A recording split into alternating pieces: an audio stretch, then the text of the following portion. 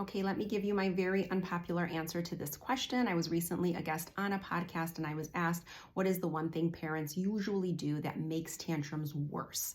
So here it is. And I don't mean to call anyone out, but I'm going to explain to you what to do instead and why it's not helping. But most parents keep talking. We just don't stop talking to our kids while they're dysregulated.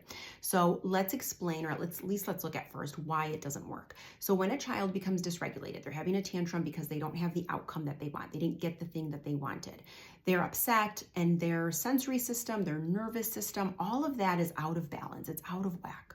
So now when we continue to talk to them, all we're doing is we are adding to that sensory load. We're giving them auditory input to take in and to manage, and they can't. They don't have the bandwidth to do this. So what ends up happening is you talking to them becomes more demands on them, and they escalate and grow more frustrated, and that tantrum goes from like a level 5 to a level 8 to eventually a level 10. And most parents will come to me and say, I don't know what to do. I have tried everything. I tried talking to them. I tried explaining to them why I had to take the iPad away. I told them, I gave them a 5-minute warning. I gave them a 10-minute warning. We do all the things that we think we're supposed to do because in our minds, we believe that when I set a boundary, if it's the right boundary, my child won't cry. But that's actually not true. The right boundary is the right boundary. How your child responds to the boundary is up to them. And it's on us to decide to validate that emotion and experience and to stay calm and regulated while they're working through it.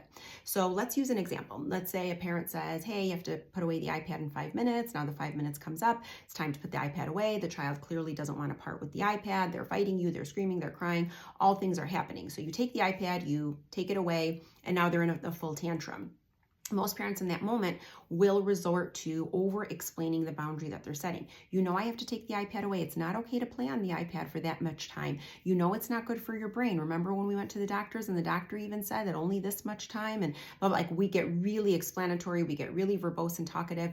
They don't care, by the way. Like that is not why they're crying. They don't need a deep dive into the research of why screens aren't okay. They just need to feel sad because they didn't get the outcome that they wanted. The more we're talking to them, it's just causing that escalation to get worse.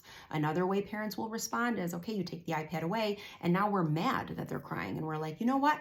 I'm going to take the iPad away for the rest of the week if you don't stop. You need to stop crying right now or you're not going to see the iPad ever again. And we start to make threats, insisting that they can't feel upset. Well, that's pretty unfair, right? Like if you had really big grand plans this weekend and I told you, hey, guess what? They're canceled, and you can't even feel slightly disappointed about it, you would be like, that's not fair. Of course I'm disappointed. So it's the same thing. Just because it's a rule, just because it's a boundary, it doesn't mean that they have to like it. Over time, what they're going to learn is that they can self-regulate themselves and they will tolerate the frustration that comes with it. And then they will make a next choice or a next choice, and they will become more resilient in the process.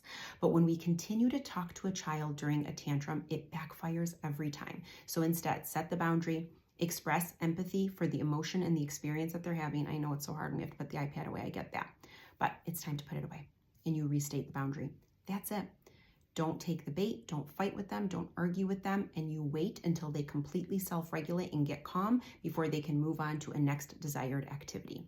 That's going to move you through tantrums much faster than sitting and arguing with them or trying to explain your reasoning. So I hope that helps. I have free resources if you go to the link in my profile if you want to learn more or connect.